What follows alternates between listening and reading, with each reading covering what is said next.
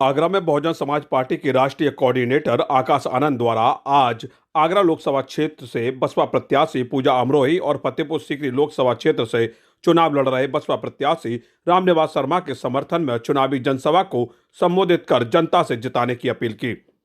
बिजलीगंज चौराहे के पास बुद्ध विहार चक्कीपाट मैदान पर पहुंचे बसपा के राष्ट्रीय कोऑर्डिनेटर आकाश आनंद तो पूरा सभा स्थल नारों से गूंजने लगा और अपने नेता की एक झलक पाने के लिए भीड़ खड़ी हो गई।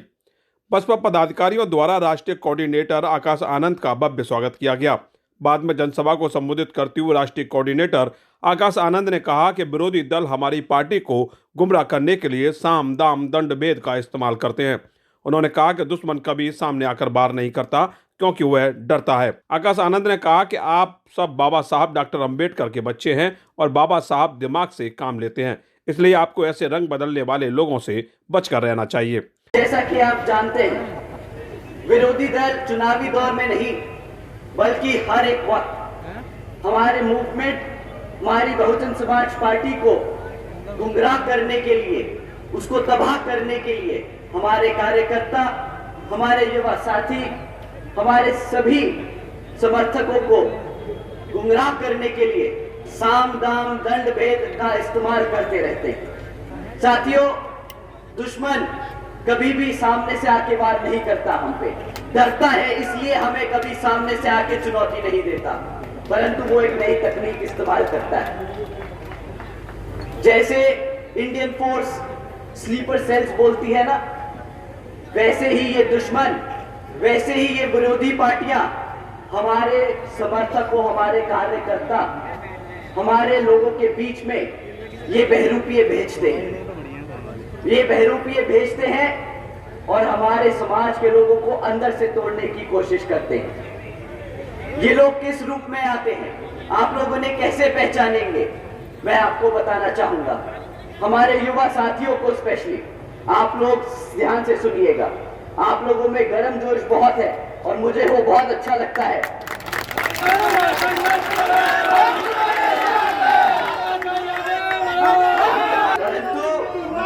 मैं अपने युवा साथियों को बताना चाहूंगा कि भाइयों बहनों, आप सब बाबा साहब के बच्चे हैं। वो दिमाग से काम लेते थे, गर्मजोशी से नहीं। वो दिमाग से आगे अपना मूवमेंट को बढ़ाते रहे, अपने समाज को तरक्की देने के लिए करते रहे काम। तो साथियों, ये आपको अब दिमाग से सोचना होगा, दिल से नहीं।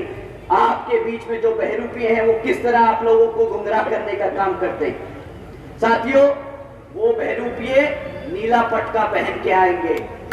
वो साथियों बहुजनों की बात करेंगे। साथियों, वो आपसे बहन जी की भी बात करेंगे, वो बात करेंगे बाबा साहब की, वो आपके हकों की बात करेंगे। परंतु साथियों, जब बात वोट डालने की आए, जब बात आपके साथ संघर्षों में खड़े होने की आए, तब वो आपके नहीं, आपके अपने नेता की नहीं, विरोधी पार्टियों के नेताओं की बात करेंगे। बताएंगे किस तरह कांग्रेस, बीजेपी, उनके छोड़े हुए चमचा लोग, वो किस तरह उनके नेता। साथियों, आप लोगों को ऐसे लोगों से बचकर रहना होगा। और ये बहरूपिये ऊपर से लेके नीचे तक हर स्तर पर मिलेंगे, हर मोड़ पर मिलेंगे आपको गुमराह करने के लिए। तो कभी कोई बहरूपिया आपको कार्यकर्ता के रूप में दिख जाए, कोई बहरूपिया आपको पदाधिकारी के रूप में मिल जाए, परंतु साथियों, आप इन बहरूपियों को पहचान कर इनको सतर्क ना करना, इनको कभी मत पहचानना, इन्हें कभी मत बताना कि आप इन्हें पहचान चुके हो। नेशनल कोऑर्डिनेटर आकाश आनंद ने इलेक्टोरल बॉन्ड पर बोलते हुए कहा कि पिछले 6 सालों में 25 दलों ने 16,500 करोड़ रुपए का चंदा लिया, लेकिन इस सूची से बसपा बाहर है। उन्होंने कहा कि बसपा किसी धन्ना सेठ के पैसे पर नहीं बल्कि अपने कार्यकर्ताओं के पैसे से मजबूत है। मुद्दा किताबों का, बहुत से नेता लोग डरते हैं बोलने में किताब, परंतु मुझे गर्व है कि मेरी पार्टी, हमारी बहुजन समाज पार्टी किसी धरना सेठ के पैसे पे नहीं, अपने कार्यकर्ता के बल से चलती है। साथियों, आप जानते होंगे इलेक्ट्रल बॉन्ड्स के बारे में, आप लोगों ने उसकी खबरें जरूर सुनी होगी।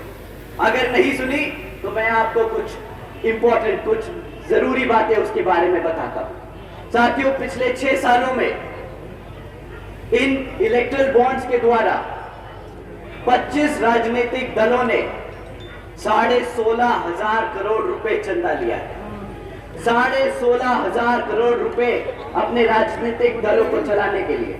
परंतु इन 25 राजनीतिक दलों में सब लोगों का नाम निकला, बीजेपी का नाम निकला, कांग्रेस का नाम निकला, हमारे समाजवादी पार्टी लोगों का नाम निकला, परंतु एक पार्टी थी जिसका नाम नहीं था।